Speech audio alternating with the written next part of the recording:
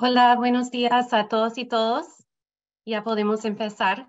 Soy Catherine Valencia, asesora legal senior de la Fundación para el Debido Proceso de PLF, y junto con nuestros coorganizadores, ANDES, la iniciativa Advancing Human Rights de la Universidad de Oxford, el Centro para Derecho Internacional y Comparativo de la Universidad de Virginia y la Iniciativa Global de Justicia, Verdad y Reconciliación, les damos la bienvenida a este foro sobre actores económicos, justicia transicional y litigios estratégicos.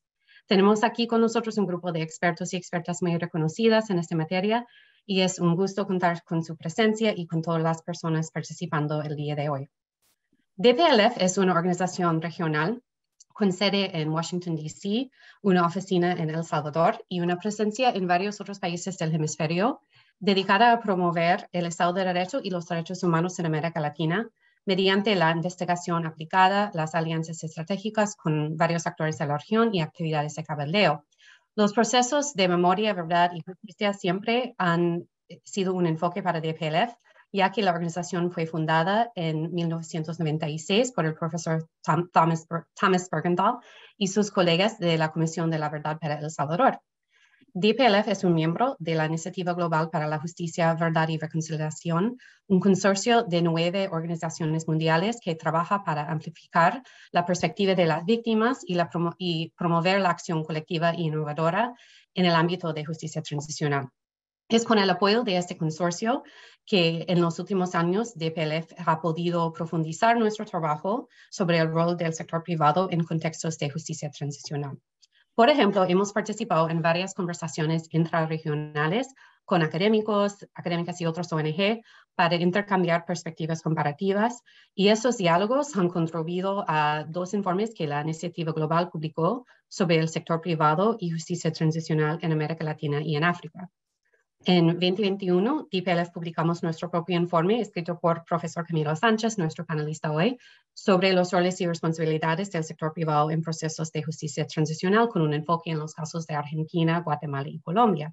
Además, participamos con una amplia coalición de ONG y académicos en una audiencia pública sobre este tema ante la Comisión Interamericana de Derechos Humanos, en la cual la Comisión reconoció que es importante visibilizar y fortalecer los esfuerzos para combatir la impunidad de actores económicos en contextos de violencia masiva. La fase actual de este trabajo para DPLF ha enfocado en particular en el estudio del litigio como herramienta para la rendición de cuentas, y en este tema nos vamos a enfocar ahora. Comparada con otras regiones del mundo, América Latina ha jugado un papel protagónico y innovador en los procesos de verdad, justicia, reparaciones y garantías de no repetición, especialmente en relación con la complicidad empresarial en las violaciones de derechos humanos. Este rol ha sido en gran parte el producto de los esfuerzos de grupos de víctimas y defensores de derechos humanos en la sociedad civil. Aun cuando no existe mandato, política pública, voluntad política, legislación específica ni modelos internacionales, esos colectivos han podido lograr avances por el uso de mecanismos creativos tal como el litigio estratégico. Los resultados son limitados en las violaciones de derechos humanos. Este rol, perdón, estoy escuchando un eco, pero ya terminando. Los resultados son limitados, pero muestran las potenciales y logros que podrían alcanzarse. Para poder abordar estos temas en más detalle, ahora paso la palabra a mi colega Leonor Arteaga, la directora del Programa de Impunidad y Graves Violaciones de Derechos Humanos de DPLF, quien moderará la conversación con nuestros panelistas. Leonor. Muchas gracias, Catherine. Bienvenidos, bienvenidas nuestros panelistas y también las personas que nos están acompañando en este foro. Como sabemos, pues en América Latina desde hace varias décadas se han enfrentado periodos de violencia política, ya sea a través de conflictos armados, dictaduras, represión del Estado, y dentro de estos contextos ha habido distintas formas de participación, complicidad de actores económicos, actores empresariales, y ahora en algunos países como los que vamos a explorar hoy, se han intentado varios mecanismos desde la justicia para generar rendición de cuentas en estos actores económicos. ¿Qué resultados han tenido estos litigios? ¿En qué etapas están? ¿Qué lecciones nos dejan? ¿Hacia dónde habría que avanzar en relación a cómo provocar que los actores económicos puedan ser finalmente sujetos de las responsabilidades por lo que actuaron en estos contextos? Justamente para eso tenemos ahora un panel de 4 expertos y expertas. Nos alegra muchísimo contar con personas que además son amigas de la casa, amigas de PLF y muy conocidas por la mayoría de personas que se dedican a temas de justicia transicional en la región. Voy a darle la palabra en primer lugar a Camilo Sánchez. Camilo es profesor de Derecho de la Universidad de Virginia, aquí en Estados Unidos. Es investigador asociado de justicia, esta organización muy conocida en Colombia, y es codirector del UK Research and Innovation Gender Justice and Security Hub. Ha elaborado muchas investigaciones sobre justicia en sociedades post-conflicto y actualmente está analizando el rol de las políticas transicionales relacionadas con la tierra y las continuidades respecto de la manera en que las comunidades rurales usan, protegen y realizan transacciones con sus derechos a la tierra. Camilo va a enfocarse en la experiencia colombiana de 2 casos. También va a contarnos un poco el contexto de ese país en 7 u 8 minutos. Un gran reto, Camilo. Adelante. Muy bien, muchísimas gracias a DPLF por esta invitación de reflexionar en estos casos y de presentarlos hoy. Mi idea es solamente mostrar algunas pequeñitas como indicaciones o información sobre parte de 2 litigios que yo creo que son muy importantes, o 2 escenarios de litigio muy importantes en el país, que nos dicen mucho sobre los abusos cometidos por empresas aprovechándose del conflicto armado y también de las innovaciones de los litigantes para intentar obtener verdad, justicia y reparaciones, pero también de las limitaciones estructurales e institucionales que permanecen todavía en nuestros países y específicamente en Colombia. Estos 2 casos son un caso conocido como el del Fondo Ganadero de Córdoba y el caso conocido como el de la empresa multinacional Drummond, que es una empresa minera. Estos 2 casos, yo creo que una de las primeras lecciones que tienen es que la complicidad corporativa se da de distintos niveles. En algunos casos es una empresa, como esta empresa Drummond, que ha sido señalada por violaciones a derechos humanos en Colombia, con una casa matriz en los Estados Unidos, una filial en Colombia que opera bajo todas las reglas y con todas las dificultades para obtener justicia que muchas personas en este escenario conocen, el velo corporativo, la diferencia entre la filial en el país de explotación respecto de la responsabilidad de la casa matriz, etcétera, etcétera, etcétera.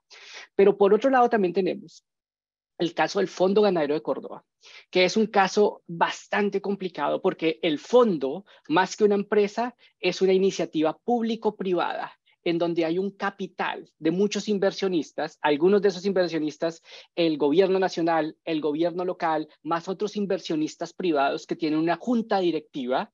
Entonces ahí es ya un poco desafiante a esta idea de cómo se litiga frente a una empresa cuando lo que tú tienes es un grupo de distintas instituciones y personas que hacen parte de esto. Lo que sucedió en el Fondo Ganadero de Córdoba es que personas dirigiendo este grupo se conectaron con grupos armados paramilitares que querían hacerse a la tierra de personas campesinas, de familias campesinas, y entonces crearon toda esta estratagema a partir del fondo para comprar las tierras y de alguna manera legalizar estas tierras para los grupos armados. Eso lo hicieron a partir de violencia, amenazaban a las víctimas, cometían delitos muy graves, crímenes de lesa humanidad y en algunos casos podríamos decir crímenes de guerra contra las familias, hasta el punto de que ellas tenían que huir y muchas de ellas vender a precios muy, muy irrisorios su tierra. Esto está documentado en Colombia, era toda una cadena muy bien aceitada, que también hace parte de las lecciones que hemos aprendido con estos litigios, cómo ver toda la cadena de cómo ocurre no solamente la violencia, el despojo, la intervención temprana de las empresas, pero luego la intervención posterior, como voy a contar más adelante. Era una estrategia que ha sido muy contada en Colombia y era uno de los paramilitares, alguna vez confesó, era todo coordinado. Los paramilitares primero pasábamos matando, luego los compradores comprando y en tercero los abogados legalizando.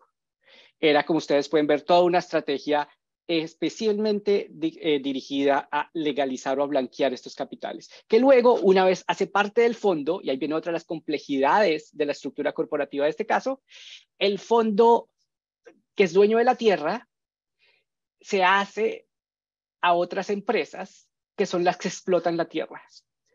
A pesar de que es el fondo ganadero, no quiere decir que en toda la tierra haya ganado. En algunas hay producciones agropecuarias distintas que incluyen la plantación y producción de cultivos de mediano y largo rendimiento, de tardío rendimiento, que completamente cambiaron el panorama y la geografía de la región. Pero estas son nuevas empresas, otras empresas. Entonces ahí viene la complejidad de qué tanto sabía esta empresa con la empresa original o con el fondo original para la explotación, para temas de establecer la buena fe de esta empresa.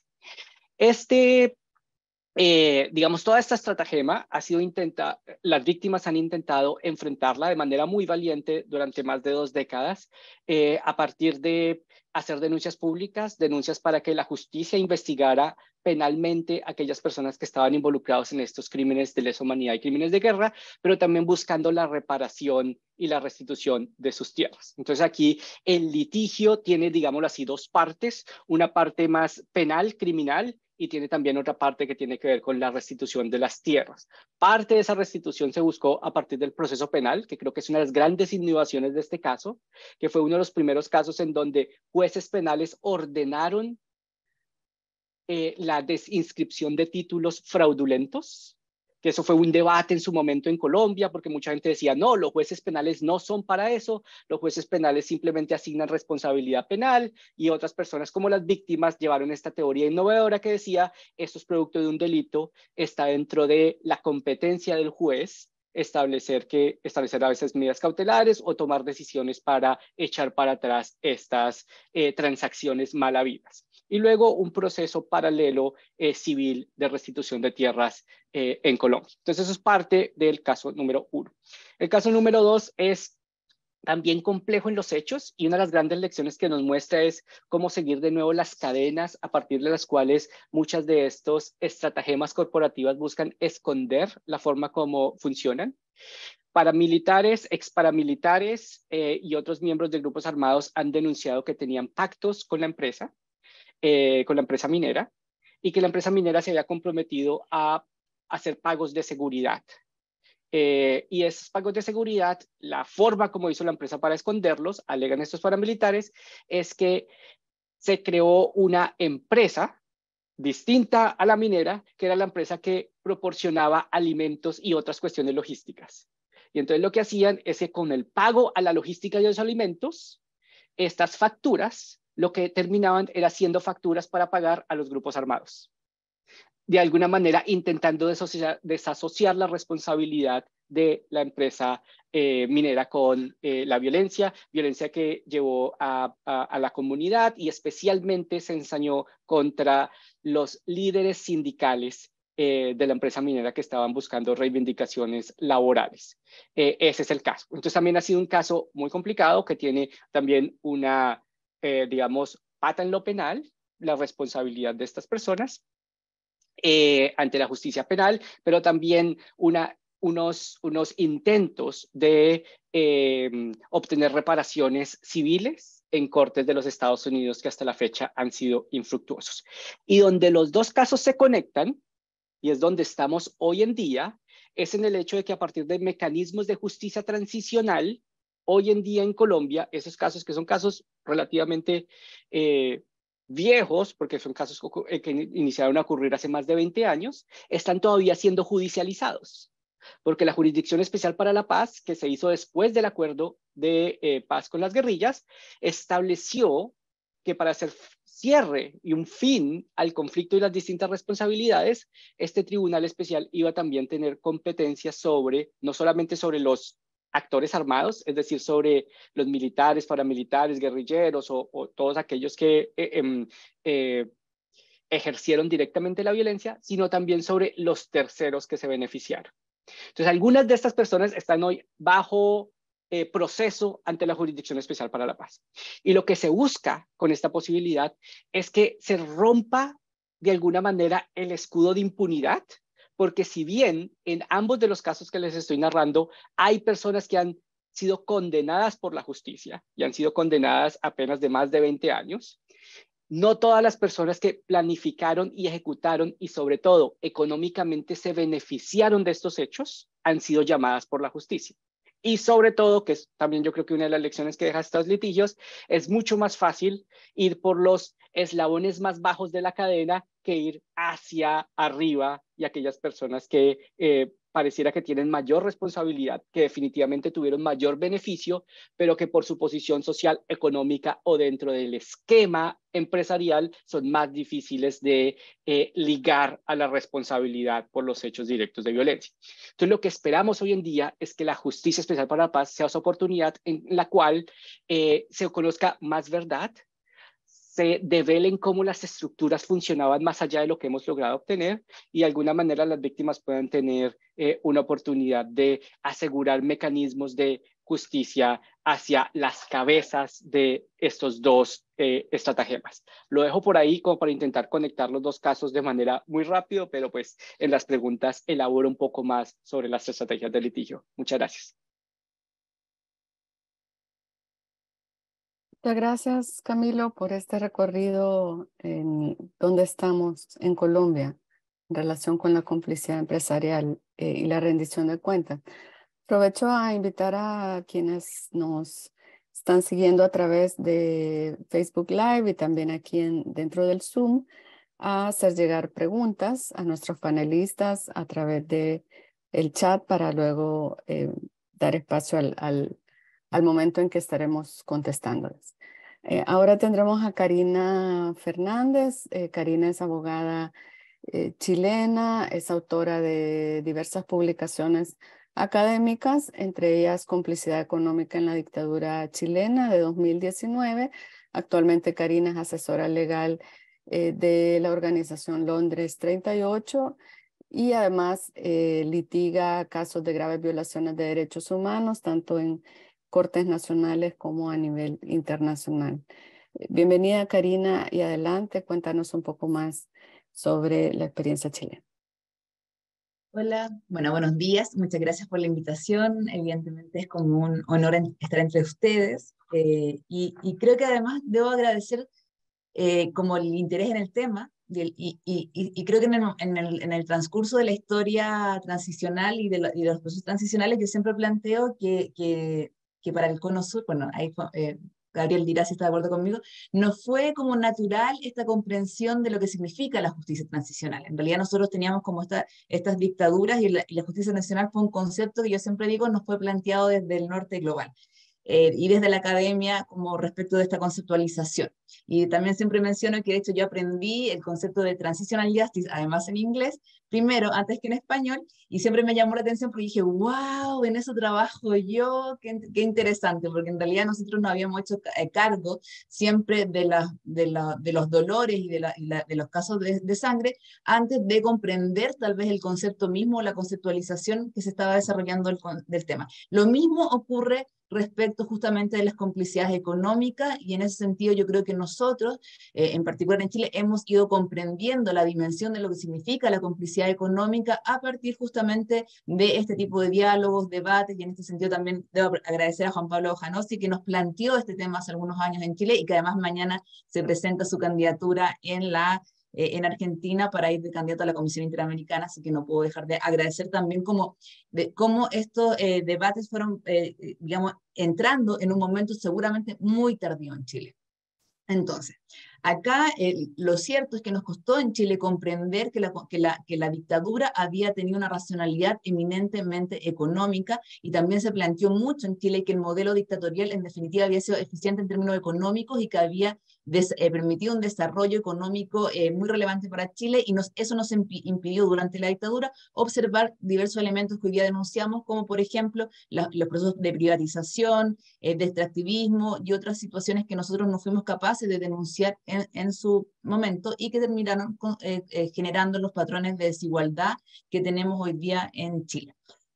Así nos demoramos un tiempo en comprender justamente que la dimensión de la dictadura había tenido como dos ejes principales, que para mantener gobiernos autoritarios había sido esencial que el dictador comprara lealtades y generara al mismo tiempo una nueva como desarrollo económico, además extractivista, como mencioné, privatizador, que terminó además con las industrias nacionales, a través de la inversión extranjera, pero una inversión extranjera que además estaba muy interesada en invertir obviamente en un país donde los derechos laborales y otros tipos de derechos estaban siendo absolutamente destruidos como contrapartida de la misma desarrollo dictatorial, y que el otro elemento era justamente la represión.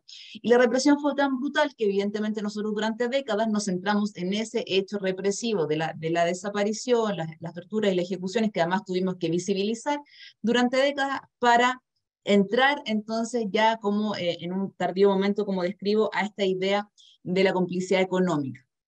En ese sentido también yo hago mea culpa, no solo como, bueno, que el proceso, digamos, que fue culpa tal vez de la transición, que también participó justamente como el lead de los acuerdos económicos que siguieron a la transición, sino también nosotros como abogados de derechos humanos, en relación a las disputas que debíamos dar, no pusimos seguramente el foco en eso.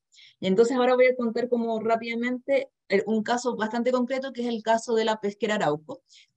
Y es un caso que a mí me golpea profundamente, porque también yo muchos años me encontré con expedientes judiciales donde yo leía sobre desaparición, donde tratábamos de ver dónde estaban ocurriendo los procesos de desaparición, que me gustaría mencionar que además siguen siendo actuales, porque las personas siguen estando desaparecidas, y hablaban de camiones de una pesquera, que estaba esta idea. Entonces yo la veía y bueno, en realidad ponía mi foco en otro lado, hasta que justamente cuando empezamos a hablar de estos procesos como más de complicidad económica, logré como retomar varios procesos penales antiguos, de antigua data, revivirlos y volver a buscar patrones, que era un elemento que también nosotros había sido un poco no muy cercano a cómo nosotros desarrollamos las investigaciones penales siempre en momentos de contienda y de una justicia transicional impuesta por el modelo político chileno. Entonces, ahí, y en el marco también justamente de este desarrollo, de este debate regional en estas materias, impulsadas por también muchos de los que están acá presentes, entonces como que pensamos, ¿por qué no buscar qué en realidad pasó con la pesquera Arauco, que era donde sabíamos que habían ciertos camiones, y entonces descubrimos en eso que habían camiones en Santiago, pero que la fábrica de la pesquera estaba cerca de la quinta región, que era donde teníamos indicios de muchas desapariciones y traslados. Entonces no fue difícil encontrarnos con que en realidad la pesquera en sí misma había sido un centro de desaparición de personas, basado justamente en que tenía una serie de elementos de tanto como que funcionaba como deshuesadero, como con un incinerario gigante, y también no nos costó mucho dar con el lanzamiento también de cuerpos al mar y otro tipo de desapariciones, como ciertas teorías que sostienen que ahí se habrían transformado también muchos restos en harina de pescado, por ejemplo. O sea, existen esas teorías. Pero ahí también al mismo tiempo, cuando fuimos elaborando y entonces poniendo nuestro foco en ese lugar, también nos dimos cuenta de que a poco andar del propio golpe de Estado, la pesquera había sido muy custodiada por fuerzas militares que se habían como puesto a un cuerpos represivos importantes ahí. Pero además nos pusimos a mirar a lo que nunca habíamos mirado, que eran las actas de la empresa. Y aquí también me gusta como contar esta historia, porque también creo que muchas veces cuando hablamos de empresa y derechos humanos en contextos transicionales también miramos mucho hacia la empresa privada y pocas veces hacia la empresa estatal. Entonces acá también teníamos una empresa estatal que había sido creada por la Corfo, donde además había sido una empresa muy importante para el desarrollo industrial chileno. Entonces representaba muchas cosas también en términos como económicos y de la alimentación también del propio país. Y ahí lo que descubrimos al ver las actas era que se habían hecho ventas y ventas sucesivas de la empresa, pero que el directorio de las ventas habían estado justamente en manos de los aparatos de inteligencia, con los generales de inteligencia que compraron, o sea, que quedaron como directivos de estas empresas, que fueron quedando y quedaron en sus familias, y en otros actores económicos relevantes del Chile dictatorial y también transicional. O sea, como para ir terminando, ¿qué fue lo que hicimos nosotros? Generar una causa legal, una causa criminal, que se conoce como con un objetivo de destino final. O sea, acá nosotros vamos persiguiendo el destino final para saber qué ocurrió con las víctimas, muchas de ellas que salieron precisamente del recinto en el que yo trabajo, que es Londres 38, buscamos patrones criminales y fuimos desarrollando estas nuevas causas a partir justamente de citar, a declarar a los empresarios y a otros actores económicos involucrados en esta causa, y ese es un caso que seguimos desarrollando, no con obviamente todo el éxito que quisiéramos, porque también existen ciertas resistencias por el propio Poder Judicial a comprender esta lógica de más bien como empresarial, de involucrar a nuevos actores en la discusión y disputa penal contra la impunidad.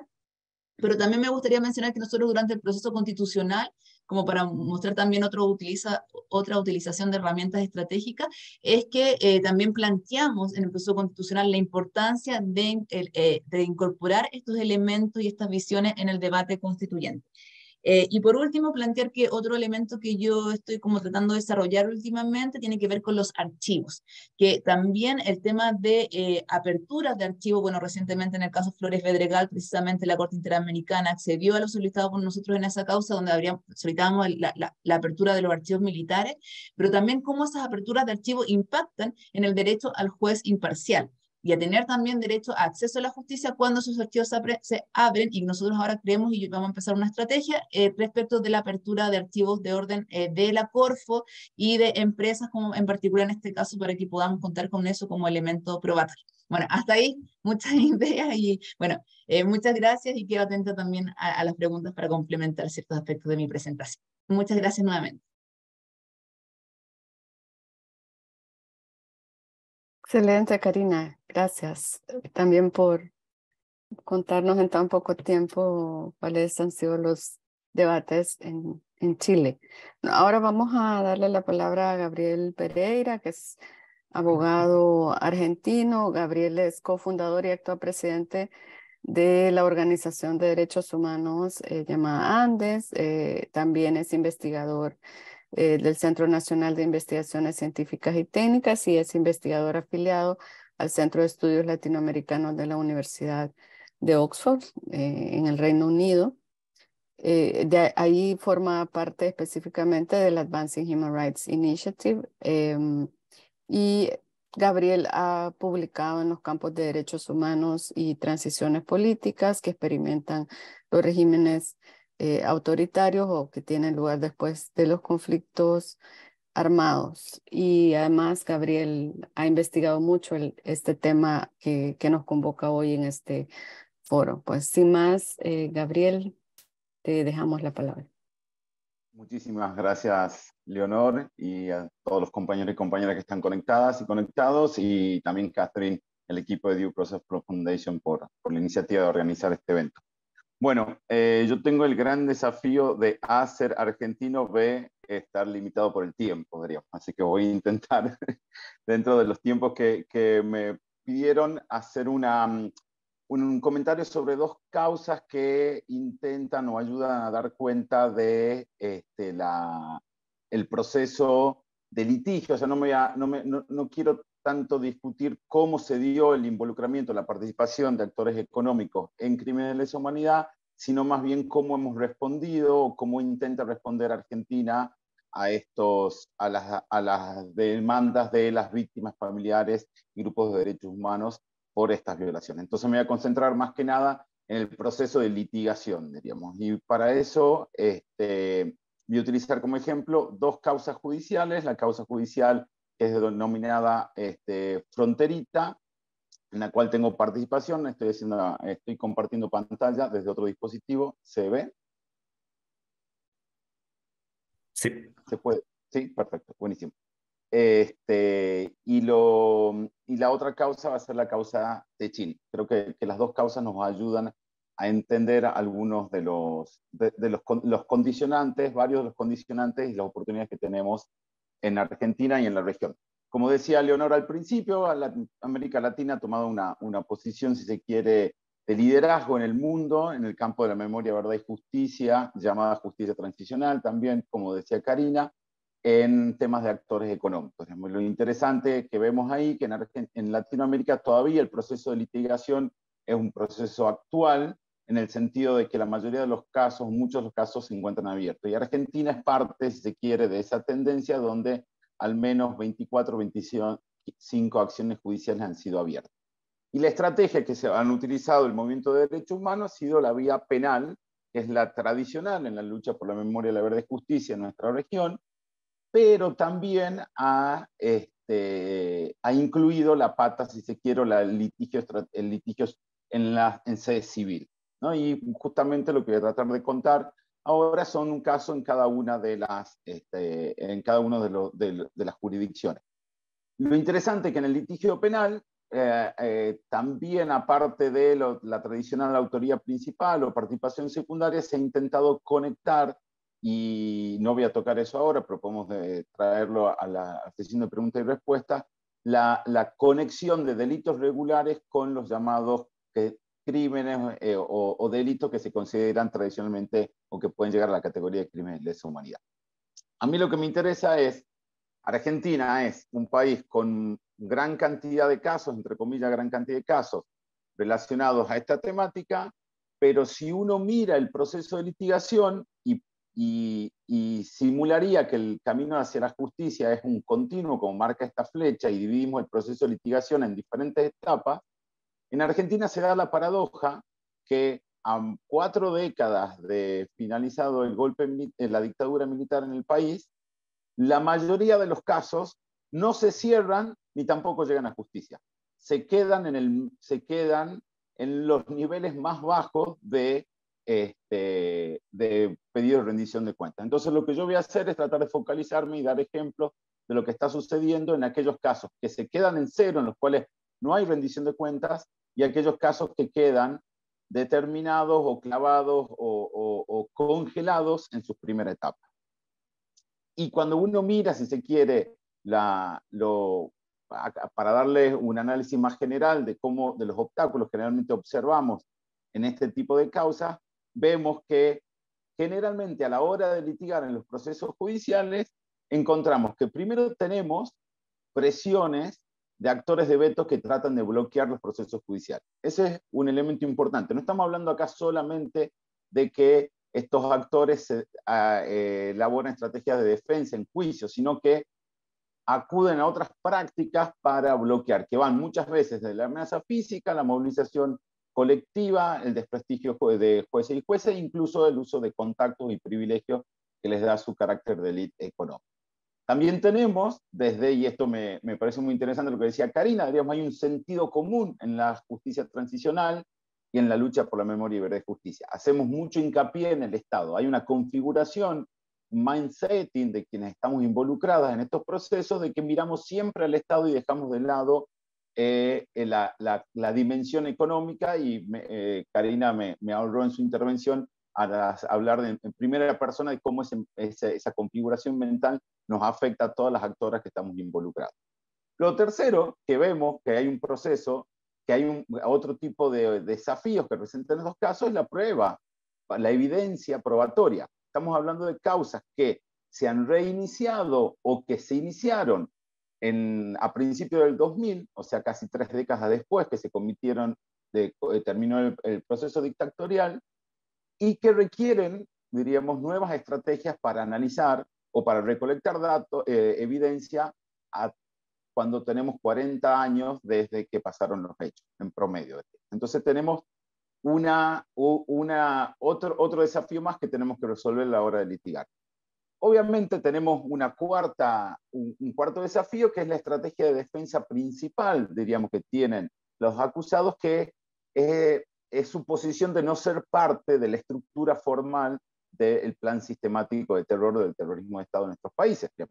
La mayoría de las personas que litigan saben acá, nosotros tenemos una cadena de responsabilidades, donde cuando hacemos la estrategia de litigio por una causa de lesa humanidad, ubicamos a las personas involucradas en la causa en esa cadena de mando, si se quiere, y las responsabilidades, estoy simplificando, se derivan de esa cadena de mando. ¿Qué hacemos con los actores estatales con los actores económicos. El problema que tenemos siempre es que no están dentro de esa estructura y cadena de mando. Entonces la estrategia principal es, me pusieron una pistola en la cabeza, me obligaron a hacer. Entonces eso implica una estrategia dogmática penal para atribuir delitos completamente diferente.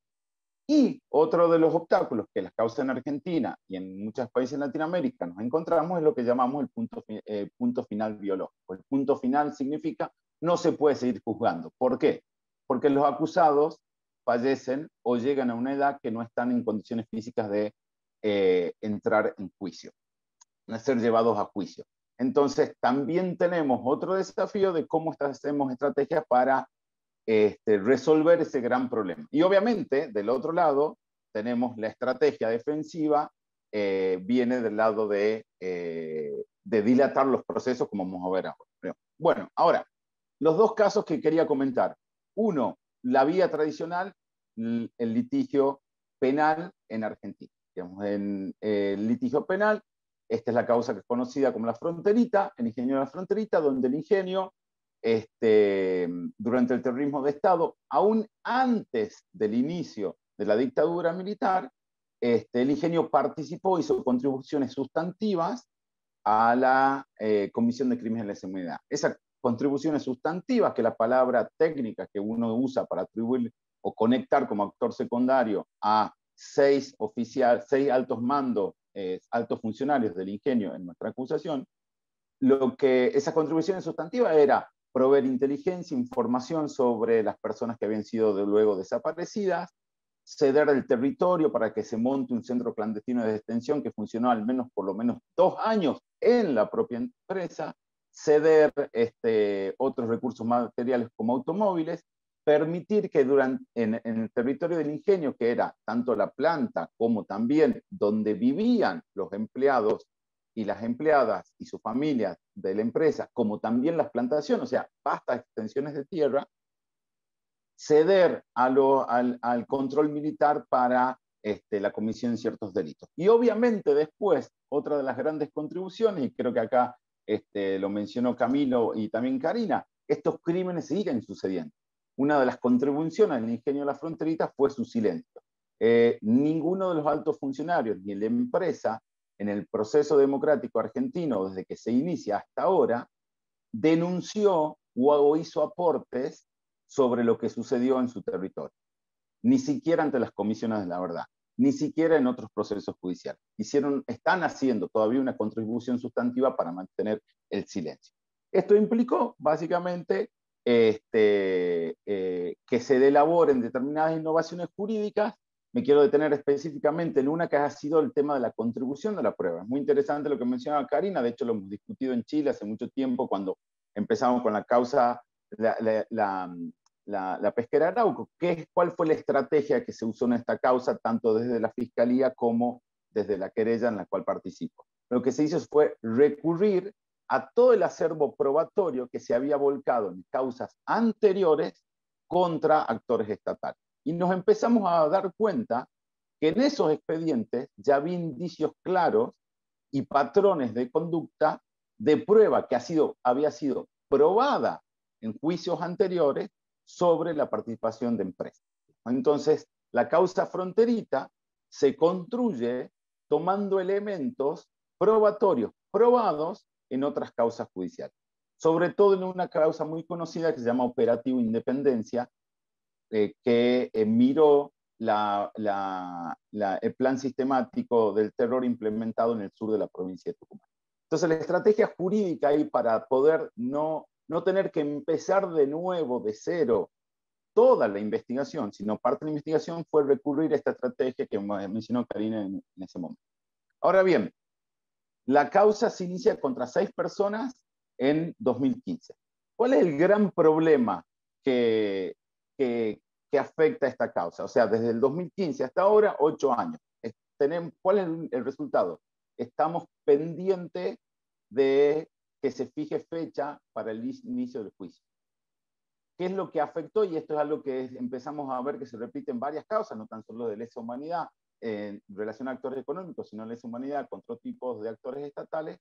es lo que llamamos el tránsito en el modo stop motion. Quienes somos personas un poco más jóvenes, quizás no tienen muy claro el concepto de stop motion, pero la idea de stop motion era esa idea, diríamos, esa técnica cinematográfica de que los cuadros pasen lentamente y van pasando, suceden, pero cuando uno los mira en general, parecería que no sucede nada. O sea, se mueven las causas, pero en realidad no pasa nada. Se quedan detenidas, por ejemplo, en la causa fronteriza, en esa primera instancia, en ese inicio de la investigación, pero se congela, ¿no es cierto? Y esa estrategia de stop motion, diríamos, se da tanto por estrategias defensivas, pero también por la ineficaz respuesta de algunas actoras judiciales en esta causa, por ejemplo. En la causa fronteriza, se pide el procesamiento, o sea, que se inicie formalmente el procesamiento, primero la imputación, después el procesamiento, a 6 personas, y el juez de la causa se demora 11 meses. Tenía solamente 2 semanas para dictar una resolución, se demora 11 meses. El stop motion empieza generalmente en los procesos judiciales en la Argentina cuando se declara la resolución de falta de mérito. ¿Qué es lo que dice el juez o la jueza en una resolución de falta de mérito? Dice, mire, todavía no hay evidencia para poder procesar a las personas acusadas. No cierro la causa, no la cierro, pero la mando a que sigan investigando. La mando a otras, no sobreseo, sino la dejo en ese limbo que pide mayor investigación, ¿no es cierto? El problema, dirían, por ejemplo, en la causa judicial de la fronteriza, es que tenemos esa resolución, y eso se mira en varias resoluciones de falta de mérito, lo que hacen son análisis fragmentados de la prueba. O sea, las élites judiciales responden fragmentando la prueba y en algunos casos, como el caso fronteriza, quitándole casi todo valor probatorio a los testimonios. Quienes conocemos los procesos de justicia en toda América Latina, el valor testimonial es esencial. Y el problema es que luego de ese dictado de falta de mérito se abre lo que se llama una espiral recursivo. Empiezan las apelaciones. En la causa fronteriza, el espiral recursivo hizo que intervengan 2 tribunales de apelación más. Eso implicó 16 meses más de 16 meses más hasta que realmente se procesó. O sea, tomamos lo que se tendría que haber decidido en 2 semanas, se decidió en 27 meses con la intervención de un juez de primera instancia y 2 instancias recursivas. Ahora que tenemos procesado y que se pide la fecha de elevación a juicio, el tribunal lleva 17 meses y contando para determinar cuándo el juicio va a empezar. O sea que hoy por hoy tenemos 44 meses de retardo, 44 meses de retardo desde el momento que se pidió el procesamiento hasta ahora, para poder tener la fecha de elevación a juicio. La estrategia de dilatar a través de este efecto de stop motion, donde no se puede decir que la justicia no está haciendo nada, sí se mueve, alguien podría decir, pero se mueve tan lento y tan rebuscadamente que se paralizan las causas. ¿Cuál es el resultado? Que de las 6 personas contra las cuales se inició la investigación, solamente quedan 2. 4, 2 fallecieron, 2 personas no están en condiciones de ser juzgadas. Entonces vemos cómo esa vía penal, que era la preferida en Argentina, empieza a recibir serios embates porque hábilmente no se busca impunidad completamente, sino más bien se busca la impunidad por el paso del tiempo. El segundo, y ahí sé que estoy ya cerca del tiempo, el segundo caso es la causa ingeniero. La causa ingeniero se utiliza un litigio laboral contra la empresa Techin y las familiares del señor ingeniero desaparecido alegan que la empresa no cumplió con los deberes que la ley laboral le obligaban a la empresa Techin y no protegió debidamente a su empleado. Y que esa falta de cumplimiento de deberes fue un elemento esencial en la cadena de hechos que desembocaron en la desaparición forzada. Básicamente, los militares entran a la empresa, piden hablar con el señor ingeniero, la empresa lo busca al señor ingeniero que estaba dentro de la planta y la empresa permite que las fuerzas militares se lo lleven. Otra vez, en esa cadena de hechos, no hubo denuncia ante la autoridad laboral competente en ese momento, no hubo nada luego en el proceso democrático. Entonces, esa fue la gran innovación jurídica.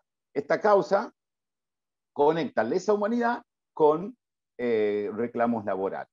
Y lo que dice es, bueno, la acción laboral reparatoria por indemnización laboral no prescribe porque está conectada al delito de lesa humanidad. Hasta el año 2015 veníamos muy bien. En segunda instancia se declara responsable la empresa Techin. Acá es contra la empresa, no contra individuos, como el caso penal que había mencionado anteriormente. Pero entre el 2015 y 2018 la causa se paraliza en la Corte Suprema de Justicia de la Nación. Casualmente, la mayoría de las causas penales y civiles en Argentina relacionadas a actores económicos se paralizan en ese periodo donde asume el gobierno Mauricio Macri, que es algo que podemos discutir si quieren en las preguntas y respuestas y cómo estos procesos son muy permeables a los cambios políticos en la Argentina. Bueno, el punto es que en el 2018 la Corte Suprema de Justicia de la Nación, con una nueva composición, con jueces nuevos designados por el gobierno de turno, dicta una sentencia dando vuelta el precedente de la Cámara de Trabajo que había otorgado la indemnización. Básicamente la Corte dice que se prescriben las acciones civiles y laborales en causas de lesa humanidad, ¿no es cierto? O se aplica el plazo de prescripción de la legislación de fondo, que en este caso eran 2 o 3 años, y por lo tanto la causa no podría llegar. Básicamente, ¿qué es lo que dice la Corte Suprema? Y esto otra vez volvemos al obstáculo del mindsetting o el sentido común en estos procesos. La Corte dice, miren, si ustedes quieren buscar justicia, tienen la vía penal. En los procesos de memoria, verdad y justicia, es la justicia penal la que otorga rendición de cuentas. Todo lo que sea por fuera de la justicia penal no es memoria, verdad y justicia.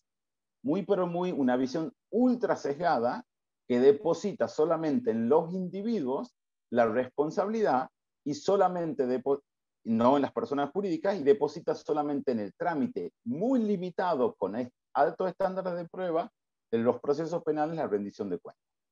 Lo segundo que dice es que las acciones civiles en procesos de lesa humanidad solamente persiguen un fin de interés económico individual y que por lo tanto no pueden estar protegidos por todo el andamiaje de la justicia transicional, como decía Karina,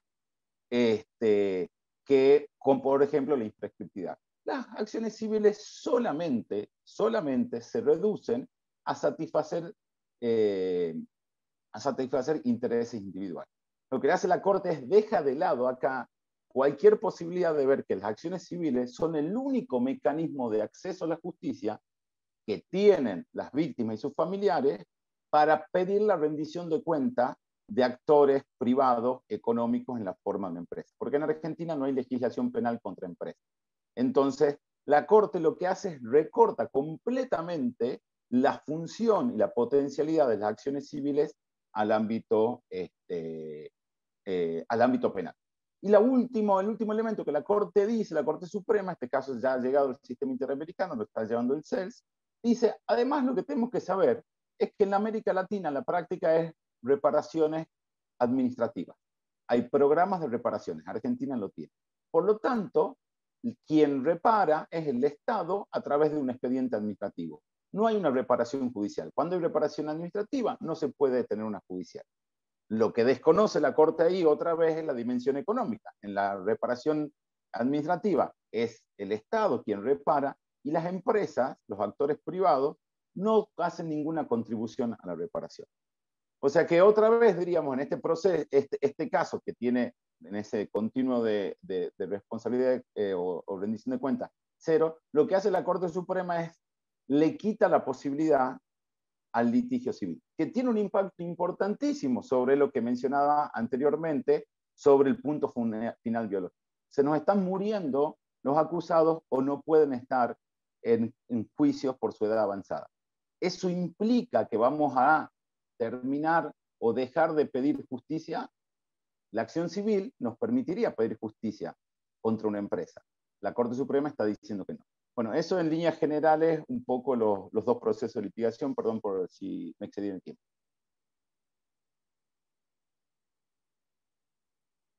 Muchísimas gracias, Gabriel.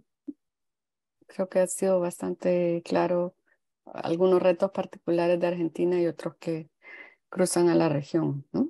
Y ya conversaremos más sobre ellos en la parte de preguntas y respuestas. Nos han llegado varias. Yo le pido a los panelistas, a las panelistas que puedan ir leyendo las preguntas y preparándose para las respuestas. Por ahora vamos a darle la palabra a Juan Francisco Sandoval. Juan Francisco es un exfiscal que fue jefe de la Unidad Especializada Anticorrupción del Ministerio Público o la Fiscalía en Guatemala. Juan Francisco también ha publicado distintos trabajos académicos sobre derecho penal y procesal penal y actualmente se encuentra exiliado aquí en Estados Unidos, víctima de persecución política por su labor contra las redes político-económicas ilícitas en Guatemala. Actualmente Juan Francisco es consultor, bueno, para nosotros en DPLF, también para la ABA y otras organizaciones basadas aquí en Estados Unidos, y nos va a compartir sobre la experiencia de Guatemala relacionada con la judicialización de casos del conflicto armado y qué rol jugaron las empresas. Adelante, Juan Muy Francisco. bien, muchísimas gracias. Es un gusto para mí compartir con Camilo, Gabriel, Karina y también saludar a Leonor, Caterín y a quienes tienen la oportunidad de vernos y de escucharnos. En el caso de Guatemala, donde es profunda la historia de conflictos económicos, sociales y culturales que derivan de la época de la colonia, ha habido una proliferación de casos que se relacionan con el conflicto armado, un largo conflicto armado que se vivió entre 1960 y 1996, que además de las 200,000 víctimas que perdieron la vida, los 145,000 desaparecidos, también existen casos, ya nos los mostraba Gabriel, como el tema de los actores económicos involucrados en estos casos de justicia transicional, como que pareciera un tema nuevo, o lo que nos reflejaba Karina en el tema de la nueva dimensión que adquirió el hablar de la justicia transicional. Y en medio de estos rezagos socioeconómicos de Guatemala, en la época del conflicto armado y específicamente como parte de la política contrainsurgente, se involucraron actores económicos en una serie de estrategias de acumulación de beneficios para altos mandos militares, así como para esa élite económica. Entre las estrategias estaba el acaparamiento de la tierra, las operaciones militares, las misiones de rescate, los programas de colonización fueron acompañados de misiones para explorar las reservas de recursos naturales, la madera, los minerales, el petróleo, los proyectos hidroeléctricos, y que en el caso específico que fue analizado en Guatemala, en el caso Sepur-Zarco, responde a esa dinámica.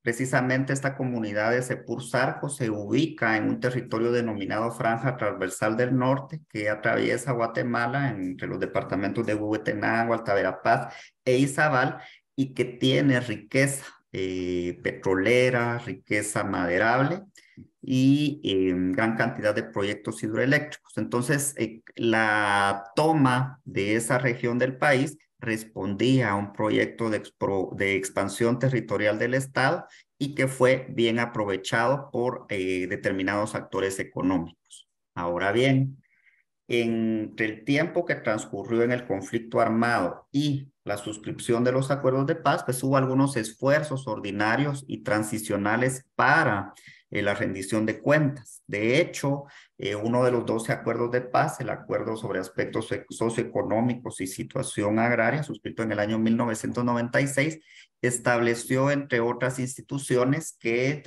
tuvieron o que tenían como propósito o debieran tener como propósito ayudar a la resolución de conflictos de tierra que se dieron en comunidades que fueron afectadas por el conflicto armado, y actores económicos, la existencia de un fondo de tierras cuya finalidad era dar asistencia crediticia y, aparte del fomento al ahorro, una política para que las comunidades pudieran acceder a la tierra, que fue uno de los grandes detonadores del conflicto armado interno. De hecho, si nos vamos al caso específico, les hablo del caso Sepur Zarco, es una comunidad ubicada entre los departamentos de Izabal y Alta Verapaz. Resulta que el 25 de agosto de 1982, yéndonos a los hechos concretos del caso, había un destacamento militar ubicado en la comunidad de Sepur Zarco y ese destacamento estaba destinado al descanso de la tropa. Fue construido con mano de obra de los lugareños a punta de fusil. El ejército capturó a los hombres de la comunidad, los cuales pertenecían al pueblo maya quechí, que es una de las 25 comunidades indígenas de Guatemala, y estas comunidades, el reclamo principal era la tierra. Ellos estaban en trámites para la legalización de las tierras, y por esa circunstancia fueron considerados insurgentes, fueron capturados y fueron desaparecidos. Las esposas de dichos hombres, de los que fueron desaparecidos, al quedar viudas, fueron sometidos a esclavitud doméstica, violencia sexual y esclavitud sexual. Los abusos en este caso fueron cometidos por miembros del ejército de Guatemala. De hecho, las mujeres hacían turno para brindar manutención a los miembros del ejército, lavar sus uniformes, cocinar, servirles. Fueron violadas en repetidas ocasiones, tanto en forma individual como en forma colectiva. Algunas eran inyectadas y obligadas a tomar medicinas para evitar embarazos de los soldados. Y una de las preguntas que veía de quienes participan en este panel estaba relacionada la pregunta con la actitud de las víctimas o qué pasó con las víctimas. Pues en este caso, pues las mujeres quechís, en su búsqueda de la justicia, lo que hicieron fue organizarse. Y al organizarse con el apoyo de algunas instituciones como el equipo de estudios comunitarios y de acción psicosocial, Mujeres Transformando el Mundo y la Unión Nacional de Mujeres Guatemaltecas, llevaron este caso a que fuera sometido al sistema de justicia.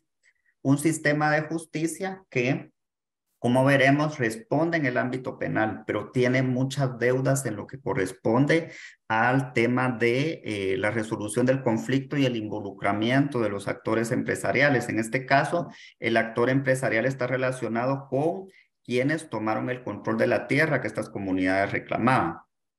En este caso, en fecha 26 de febrero del año 2016, un tribunal de mayor riesgo emitió sentencia de condena en contra de dos involucrados.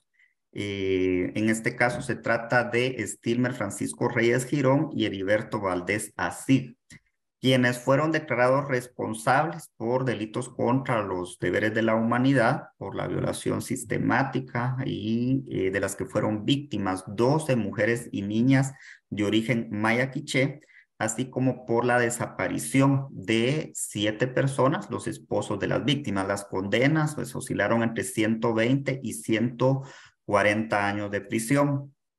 Entre lo relevante de este caso, además de la participación de la víctima, es que en este caso, en el debate oral y público, fueron utilizados, además de los testimonios de las propias víctimas, 18 peritajes construidos sobre las bases de testimonios de las víctimas, peritajes de índole sociológico militar, forenses, culturales y peritajes técnicos.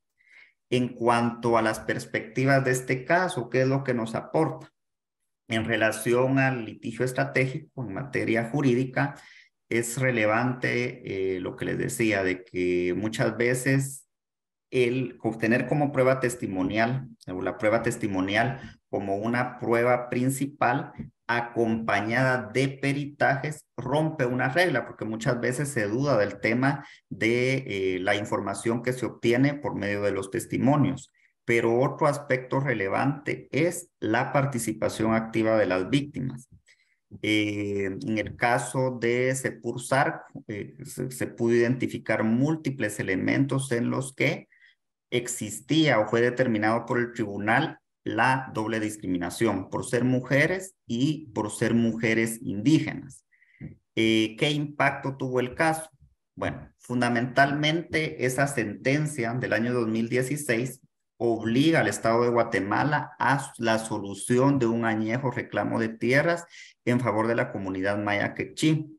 Resulta que mientras estaba en desarrollo el conflicto armado y las comunidades tuvieron que huir en forma sistemática, las propiedades aparecieron con sucesivos traslados de dominio. Y aquí viene el componente empresarial. Resulta que personas que pertenecientes a determinada familia que forma parte de la élite empresarial de Guatemala aparecieron luego de la intervención de una institución que funcionaba ya por los años 70 como propietarios de la tierra.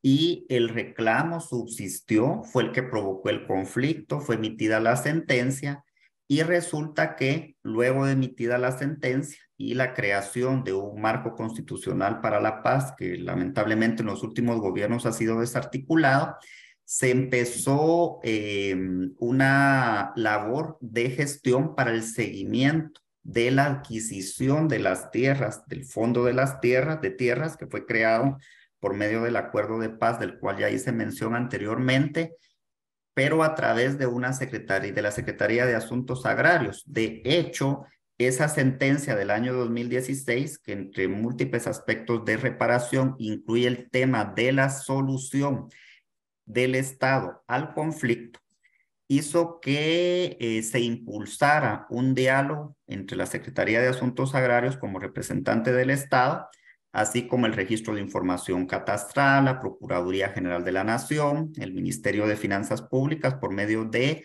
la dependencia que se encarga de bienes del Estado y en representación de las víctimas de Sepur-Sarco, la Organización de Mujeres Transformando el Mundo. Fue una mesa que avanzó. Sin embargo, a partir del año 2018, a partir de que el gobierno de Jimmy Morales asumió el mando, ya no hubo ninguna negociación, pese a que en este caso las personas o los familiares de los empresarios que adquirieron en su momento las tierras han tenido la voluntad de solucionar el conflicto. Sin embargo, a partir del 1 de marzo del 2019, la mesa de diálogo ha quedado suspendida. Existe una propuesta económica, le ha correspondido al Estado negociar el precio, pero no ha fructificado. Una conclusión evidente en este caso es que la búsqueda de rendición de cuentas es compleja, es demorada, es costosa, más que un litigio. En la experiencia de este caso, las víctimas y sus representantes han tenido que iniciar y dar seguimiento a un proceso judicial de índole penal, pero también relacionado con esto, un proceso administrativo relacionado con la regularización de los derechos de la tierra. La relevancia del fallo penal es que, si bien es cierto, se adoptaron medidas de reparación dirigidas y que el Estado está siendo obligado por una sentencia del tribunal a que haga reparaciones no solo relacionadas con el derecho de la tierra y las afectaciones que provocó el acaparamiento de estas propiedades por un actor de índole económica, sino que además se encarga al Estado de Guatemala que cumpla. Fíjense, una sentencia obliga a que el Estado cumpla con algo a lo que está constitucionalmente obligado. De hecho, este caso, que ha sido clave para la construcción no solo de memoria histórica, de obtención de justicia por delitos de violencia sexual y de esclavitud doméstica, tiene como antecedente la defensa de derechos de la tierra ante grupos económicos empresariales. Es también ejemplo de cómo un proceso organizativo que incluye la creación de espacios para que las mujeres indígenas rompan el silencio sobre delitos sea llevado ante la justicia estatal. Pero a pesar de esos resultados positivos, se requiere la continuación de ese trabajo para la creación de efectivas garantías de no repetición y de el involucramiento de los actores económicos, quienes por antecedente fueron ganadores del conflicto armado en Guatemala. No se puede explicar de ninguna manera la duración del conflicto y la desigualdad que actualmente tiene el país sin el componente de los actores económicos. En materia de justicia transicional han existido muchas sentencias en Guatemala emblemáticas, el caso del juicio por genocidio, pero como ya manifestaban mis antecesores, el componente, el involucramiento de cómo ese interés empresarial ha estado involucrado en forma directa o indirecta en la provocación de los conflictos que han terminado en algunos de los casos que hemos presentado. Creo que es importante para avanzar no solo en temas de justicia, sino que también para aspectos de estudio, porque otro de los casos que en Guatemala tiene relación directa con el sector empresarial es el tema del caso conocido como Lote 8, pero ese caso se está litigando ante la justicia canadiense. Entonces, eso es lo que quería hablar en este momento y muchas gracias por el espacio.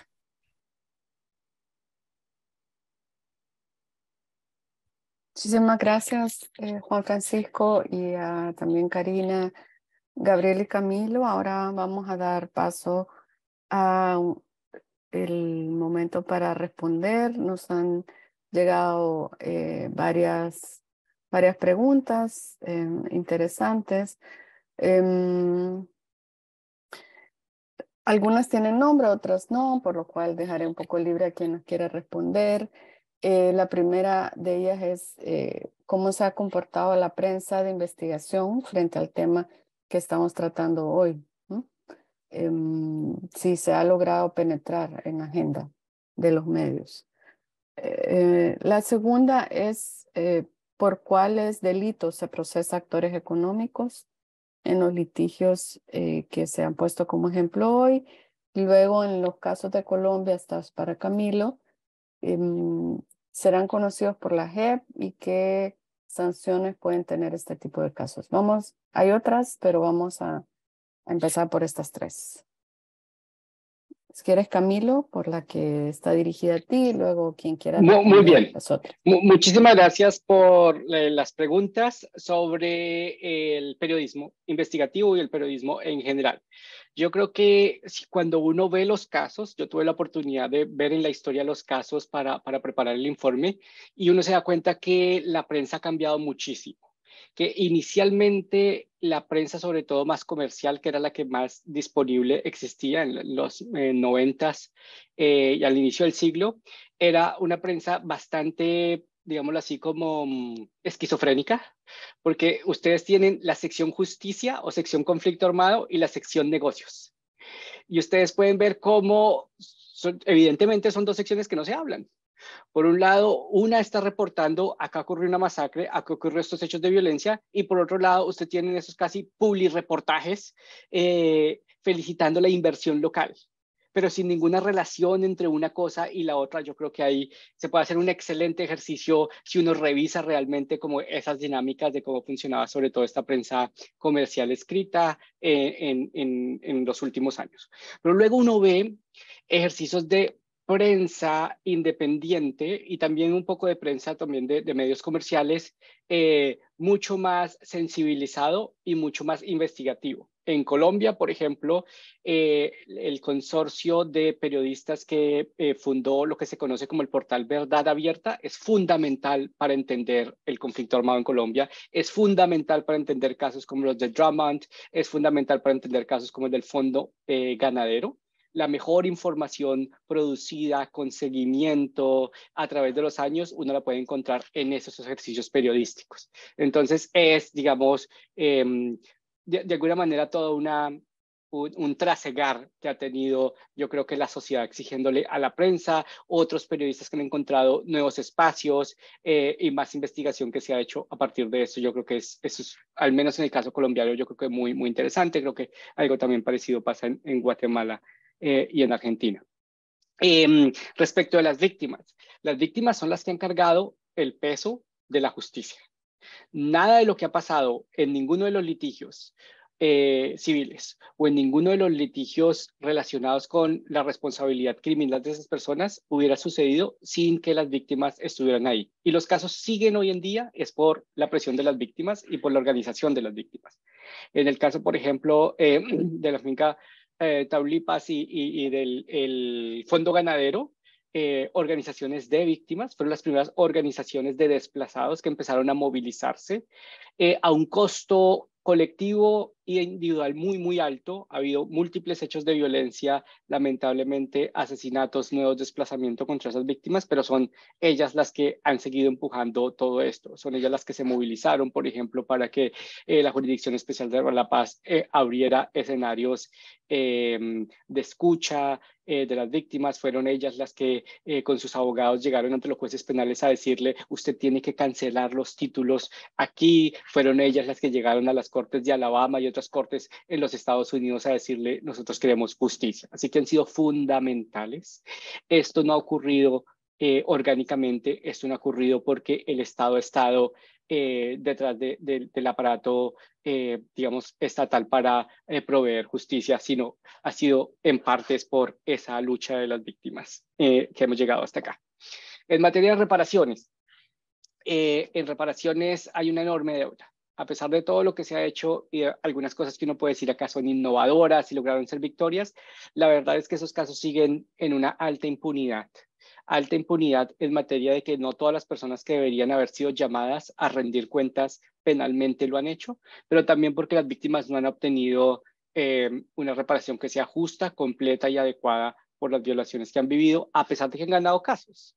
Por ejemplo, en materia de restitución de tierras, se ha ordenado la restitución de muchos de los predios que constituían esta gran finca que fue objeto de despojo, pero no en todos los casos se ha llegado a decisión final, y en los casos donde se ha llegado a decisión final no se ha logrado en muchos de ellos la restitución efectiva del predio. Todavía hay muchos factores de violencia en esos lugares, todavía está una gran discusión sobre qué hacer con los emprendimientos económicos que hoy en día funcionan en los predios que tienen que ser restituidos. Entonces ahí todavía hay una enorme deuda. Y en el caso de Colombia, al menos, estos procesos penales se han llevado por los delitos y por la violencia específica que recibieron las víctimas. Desplazamiento forzado, asesinato, que en Colombia se llama homicidio, desaparición forzada, haber conectado colectivamente o conspirado, que en Colombia se llama concierto para delinquir. Esos han sido principalmente los delitos a partir de los cuales se ha llevado a estas personas a la justicia. Por eso, las personas que están más directamente dentro de los hechos específicos de violencia ha sido más fácil judicializar. Y más difícil judicializar a aquellos que han dado las órdenes, precisamente porque la estructura criminal que se ha usado sigue esta lógica. Muchas gracias. Gracias, Camilo. No sé si Gabriel, Karina, Juan Francisco quieren aportar algo. Bueno, sí. Sí, Quieren, respecto de los medios de prensa, en Argentina se dio y creo que por ejemplo en Chile, Karina puede contarnos también, digamos, algunas de las investigaciones, incluso judiciales, son en contra de grandes empresas de medios de prensa en nuestro país que participaron en crímenes de lesa humanidad. Digamos, tenemos el caso, por ejemplo, de un caso de un diario de la Nueva Provincia en Bahía Blanca. Tenemos un caso de la revista que se llamaba, una revista, se me fue el nombre, una revista de actualidad, que también realizaba artículos de encubrimiento. Y también tenemos contra el grupo Clarín, que es un gran conglomerado de medios. Entonces, la reacción de la prensa mainstream del establishment ha sido bastante negativa hacia las causas de complicidad económica en Argentina. De hecho, por ejemplo, tenemos una campaña de deslegitimación de la querella y de las fiscalías en el caso de la Nueva Provincia en Bahía Blanca, digamos. Entonces, no ha sido fácil. Estos grandes conglomerados de medios de prensa utilizaron mucho de sus recursos para bloquear, para vetar el camino de la impunidad. De hecho, el actual juez de la Corte Suprema, Carlos Rosenkrantz, que es quien estuvo fuertemente impulsando la decisión en la causa Techint, es un juez que tiene, él mismo lo declaró, diríamos, muchos del ámbito del comercio, de las empresas, fueron sus clientes, y algunas de ellas imputados por delitos de lesa humanidad. O sea que es bastante complicado. Obviamente que también hay un periodismo que replica mucho, un periodismo no mainstream que replica mucho las noticias, y en términos de periodismo investigativo no ha habido tanto. Quizás se destaca, por ejemplo, Horacio Berbisky algunas personas más que sí hicieron una contribución, pero está muy disputado porque los actores mediáticos han sido parte, pareciera ser, de este plan sistemático. Respecto de las víctimas, me hago eco de lo que dice Camilo, en Argentina también. Uno cuando cuando empieza a dimensionar el elemento económico del terrorismo de Estado, es como que uno siempre vuelve a los primeros testimonios de las víctimas y sus familiares, que lo vienen diciendo desde el minuto cero a este tema, lo vienen denunciando. Y quizás nos costó un poquito romper con ese sentido común al que hacía alusión y que también Karina hizo alusión. Y creo que en Argentina, como dice Camilo, en Colombia, sin el rol estratégico, activista de las víctimas, no hubiese sucedido lo que tenemos en el proceso de memoria, verdad y justicia en general y en particular. De hecho, durante muchas veces la innovación que responde el Estado es solamente una canalización de la innovación pedida o puesta en juego por las víctimas y sus grupos, digamos. Así que me parece muy importante. En términos de delito, la vía penal lo que hace es que realmente perseguimos por los delitos tradicionales relacionados a crímenes de humanidad, asociación ilícita, tortura, homicidio, etcétera, etcétera. Generalmente los tratamos de mirar como actores secundarios, justamente porque no estuvieron en el lugar del hecho, diferente a lo que pasó, por ejemplo, con Dusoro en Chile, que Karina también puede contar sobre eso, donde participó directamente, o lo que mencionaba Camilo. Nosotros tenemos la mayoría de los casos donde la participación se da por contribuciones sustantivas, no por participación directa principal. Sí se ha empezado a jugar con algunas alternativas como lavado de dinero, hay una causa que está abierta sobre eso, y después están estos delitos o el tema laboral que mencioné anteriormente. Y lo último, ahí vi una pregunta sobre políticas públicas. Yo creo que tenemos que tener claro que estas causas, memoria, verdad y justicia, no avanza la bandera de memoria, verdad y justicia si no hay políticas públicas. No es una cuestión de un litigante, un fiscal y un juez. No, si no hay políticas de Estado, no avanza. En complicidad económica, mucho más aún. Es mucho más difícil lo que decía el colega y lo que venimos hablando de Guatemala sobre el tema probatorio. Hay mucha necesidad de lograr información que está en otras unidades del Estado. Por ejemplo, en Argentina en algún momento el Banco Central tenía una unidad de derechos humanos que lo que hacía era recolectar información que conectaba la complicidad económica. La Bolsa de Valores de Argentina en su momento hizo una especie de informe de verdad destacando estos patrones. La unidad de información financiera en Argentina también, dependiente del Poder Ejecutivo, tenía una unidad de derechos humanos, una agencia de derechos humanos dentro de su unidad. O sea, se necesita coordinación interinstitucional, coordinación horizontal, intrainstitucional para poder abordar esto porque es mucho más complicado. En Argentina lo que nos pasó es que hasta el 2015 tuvimos muchas políticas públicas incipientes de este estilo que le dieron puntapié inicial al proceso de justicia. Se desmantelaron entre el 2015 y el 2019, y a partir del 2019 hasta ahora tímidamente asoman de una forma fragmentada, digamos. Sin políticas públicas creo que no se logra, y hay mucho, bueno, en la experiencia de Colombia nos lo muestra claramente. Hay mucho que trabajar sobre ese aspecto. No creamos que esto es solamente lo que hace una fiscal, lo que hace un juez y lo que hace una querella. Acá, si no hay una política estatal atrás, se cae. Ahí, como un denominador de la región es el tema de cómo los grandes medios invisibilizan el tema, por razón de que los actores económicos involucrados son quienes pautan en estos grandes medios de comunicación. La experiencia en Guatemala es que medios de comunicación independientes, y valga la publicidad, destaco el caso de Prensa Comunitaria, ha tratado de poner en el ojo público el tema de la justicia transicional, la afectación a las comunidades, la vulneración de derechos ambientales y otros temas que no son tocados por los medios tradicionales. En los temas de reparación es interesante la cuantificación. Ese va a ser un problema siempre de hasta dónde va a estar satisfecha la víctima, hasta dónde llega el límite de la responsabilidad de los actores económicos, independientemente de que no se pueda demostrar responsabilidad de índole penal. Y es un tema que ocurre en otros ámbitos, no solo en este. Por ejemplo, en temas de corrupción está también esa dificultad de cómo reparar a las víctimas de corrupción. En este caso, hasta dónde satisfacer los intereses de las víctimas. Y ahí Karina tenía levantada la mano. Sí, gracias. Bueno, primero plantear que en el caso chileno, en el caso que mencioné de la pesquera Arauco, nosotros hicimos la querella en contra de los agentes del aparato de inteligencia, pero también de los empresarios civiles involucrados como autores de secuestros. Bueno, que ahí hay otro gran problema en Chile que tiene que ver con los tipos penales que existen en Chile. En Chile no existe el tipo penal de desaparición forzada ni tampoco de delito de lesa humanidad, entonces tenemos que usar tipos penales como tradicionales, entonces usamos secuestro, asociación ilícita y inhumación ilegal. En inhumación ilegal de cuerpos es la idea de que nosotros creemos que fue parte del plan de desaparición.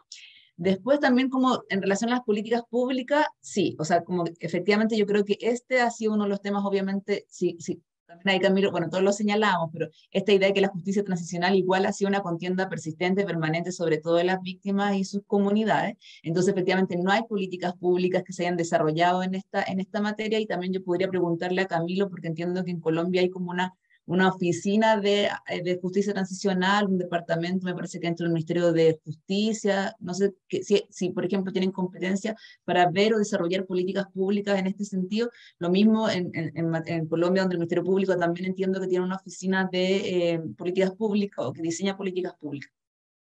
Pero lo que sí está claro es que no hay como una comprensión y además una articulación de los organismos estatales en este sentido, ni del desarrollo de las políticas públicas, pero sobre todo incluso como comprensión de la misma, o sea, evidentemente no hay cifras, pero además comprensión de la misma como relevancia. Yo recién fui a Argentina a la Procuraduría, y ahí los fiscales que investigan estos casos en Argentina me decían que han pedido información a Chile, al Ministerio Público chileno, y el Ministerio Público chileno dice no hay casos en este sentido, cosa que no es cierta, pero como ellos no ven temas de la dictadura, prefieren responder eso a efectivamente que enfrentemos como esto más bien desde esta perspectiva. De hecho, aprovecho de comentarte, Juan Francisco, que también yo planteé esto, que a la IAM, de que la Asociación de Ministerios Públicos de la región deberían empezar a analizar estos temas también como de una forma más como estratégica. Y termino como con dos ideas, una en relación a la prensa.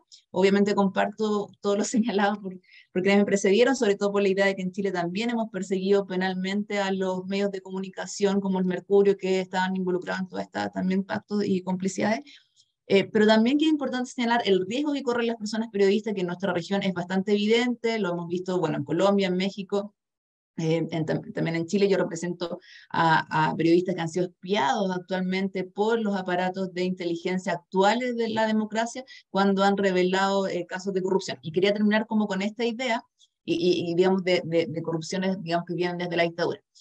Para plantearle también a Juan Francisco que también yo creo que hay que una pregunta, como en los desafíos que enfrentamos cuando nos involucramos en este caso, en particular cuando nos involucramos con actores económicos, también cómo ves la región y sobre todo, bueno, sin dejar de obviamente homenajear tu situación y hacer a la valentía que has desarrollado también en el desempeño de tu trabajo, cómo vemos la región en materia de cuando enfrentamos esto, cómo se está también desfigurando o existe cierta posición en la región donde también hablan hoy día de los derechos de los, digamos, perseguidos por nosotros, que hoy día, de hecho, mañana tengo que enfrentar al Estado de Chile que está planteando que yo hostigo procesalmente a los involucrados en estos delitos. Entonces, también un poco cómo se transfigura esto, y cuando empezamos a iniciar procesos de esta envergadura que tienen que ver con transparentar, evidenciar procesos que han quedado como muchas veces olvidados por estrategias políticas.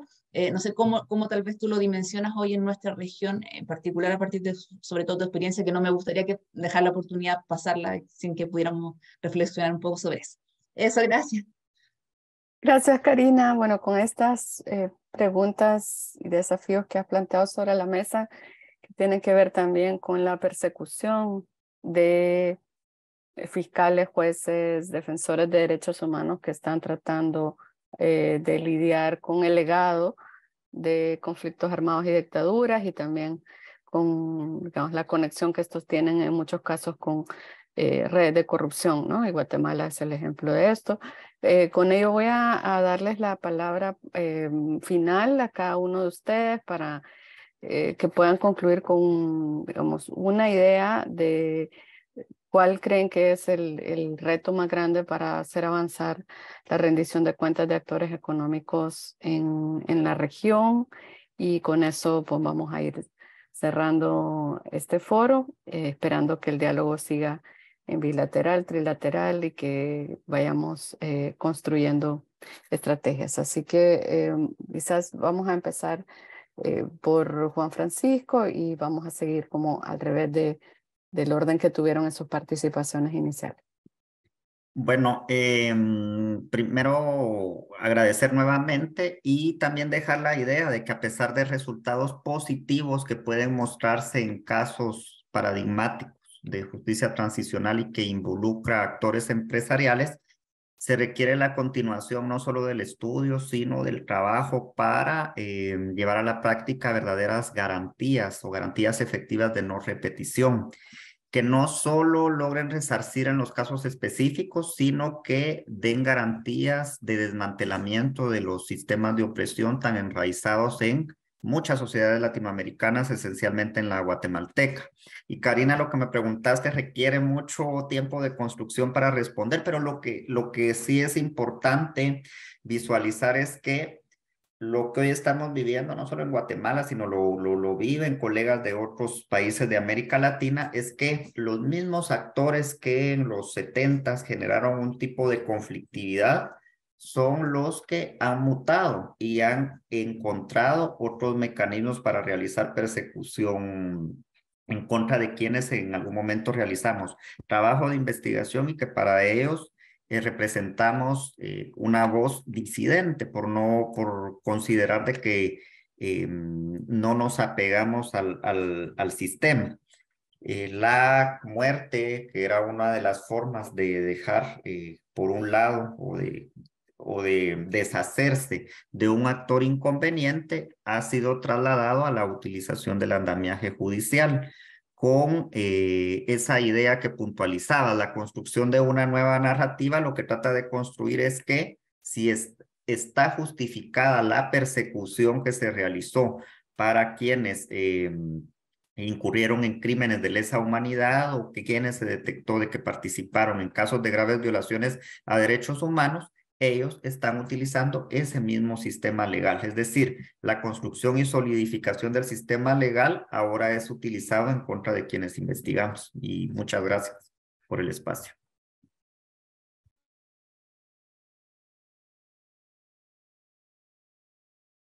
Gabriel. Bueno, muchísimas gracias. La verdad que la pregunta ¿cuál es el desafío más importante? No sé cuál es el desafío más importante, pero yo creo que son dos cosas que quiero decir que no se conectan directamente. Pero por un lado es entender que el avance de la rendición de cuentas depende esencialmente de la condición necesaria, que es la movilización de las víctimas, y eso es algo que afortunadamente Latinoamérica todavía la mantiene, digamos, ¿no? Pero hay otras condiciones de éxito que necesitamos trabajar fuertemente y que siento que no es no es el mayor desafío, pero sí es una pieza que hay que complementar. Y hoy por hoy, hasta el momento, por más que me gane algunas críticas por lo que voy a decir, el movimiento internacional o el derecho internacional de los derechos humanos, mejor dicho, no está acompañando estos procesos locales. Así como dijo Karina en algún momento, la justicia transicional se impuso como de arriba hacia abajo en algunos lenguajes, narrativas. Bueno, hoy por hoy está haciendo agua. Esa presión internacional, en el buen sentido de la palabra presión, para que nuestros estados rindan cuentas, no está llegando. Y no es casual, no es casual, en un modelo ultraliberal de derechos humanos donde el Estado y las condiciones civiles y políticas de violación de derechos humanos se llevan el protagonismo, ¿no? Entonces yo creo que hay muchas iniciativas. La Comisión Interamericana ya condenó en un informe a Argentina en la causa Ford por la prescriptibilidad de las acciones laborales, etc. Está el informe de la propia comisión, el grupo de trabajo de Empresa y Derechos Humanos sacó un informe en el cual Camilo estuvo involucrado, que es muy importante. están esas cuestiones incipientes, pero todavía desde el ámbito internacional, del derecho internacional de los derechos humanos, no está cristalizado un mensaje claro, digamos, ¿no? Y me parece que no porque sea el mayor desafío o el más importante, pero sí es la pieza que necesitamos complementar. Y acá hay muchas actoras, actrices, actores que estamos involucrados en estos procesos que deberíamos afinar nuestras estrategias. Y ahí termino con lo segundo. Acá hay una cuestión de el paso del tiempo. Colombia es un caso excepcional, pero en la mayoría de los otros países nos está siendo muy difícil llegar a concretizar. Entonces, esa visión, déjenme simplificar, liberal que tenemos derechos humanos, Estado centrista, también al paso del tiempo se empieza a tornar inefectiva. Lo que decían Camilo y el compañero de Guatemala, la forma de ver y entender las reparaciones, salir de esas corsets que tienen nuestra perspectiva de derechos humanos, que hace mucho hincapié en el punitivismo, mucho hincapié en la reparación retributiva, etc.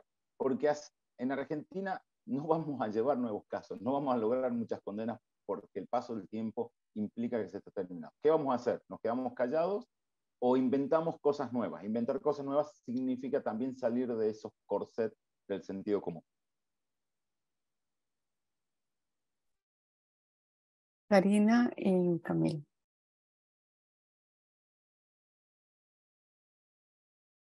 Sí, no, yo la verdad es que, bueno, creo que son múltiples, o sea, como remarcar un poco los desafíos, esta idea de que estamos también como en un continuo aprendizaje y también continuos transformaciones y desafíos incluso al interior de nuestros países y las tensiones que se dan. Comparto la idea de Gabriel de que muchas veces incluso como las supuestas evoluciones o transformaciones de los propios sistemas internacionales no nos acompañan muchas veces en estos procesos.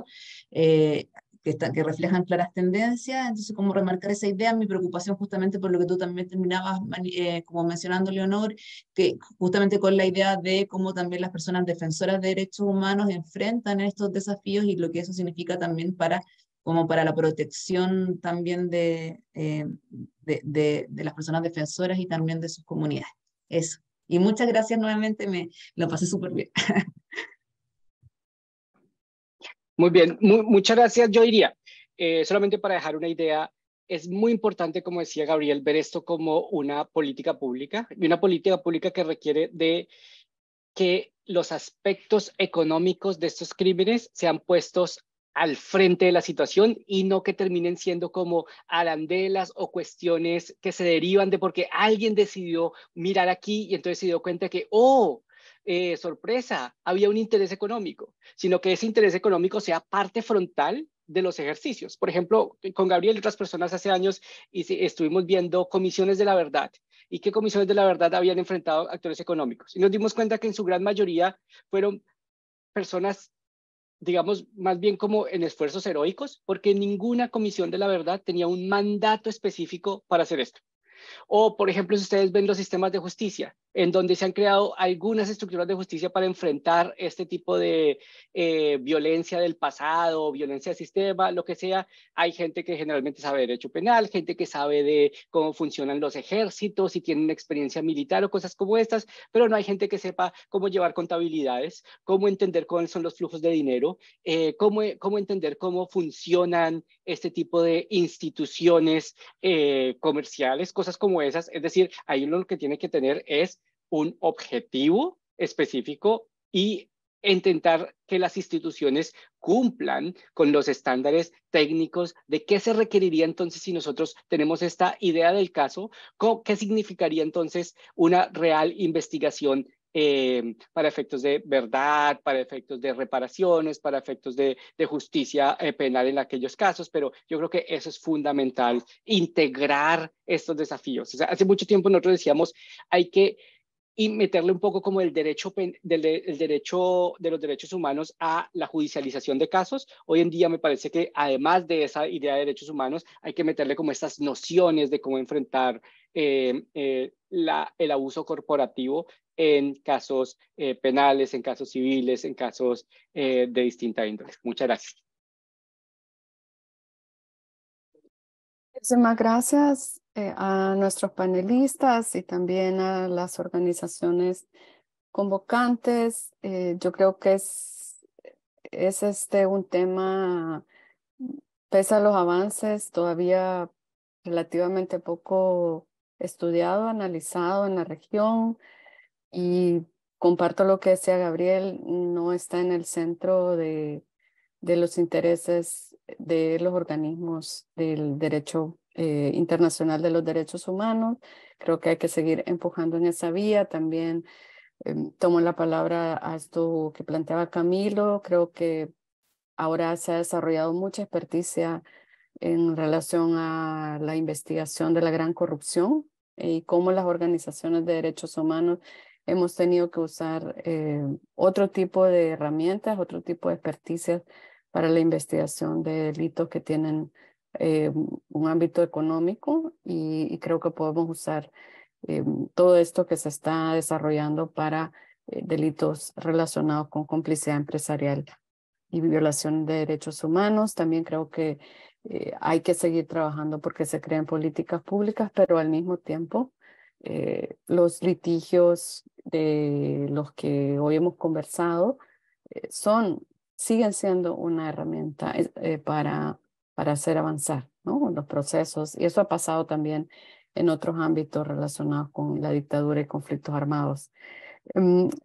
Creo que además que debe verse el litigio en este sentido más holístico, como se ha planteado aquí, explorar nuevas vías, no solo la penal, intentar que no solamente el objetivo sea lograr condenas, sino también reparación usando distintas herramientas. Y bueno, lo último también es que queremos que este tipo de eventos sea un modo de conectarnos, de seguir trabajando como región, en estrategias comunes, de apoyarnos unos a otros, por lo cual esperamos que eso no se agote en este evento. Muchísimas gracias y que tengan un buen día.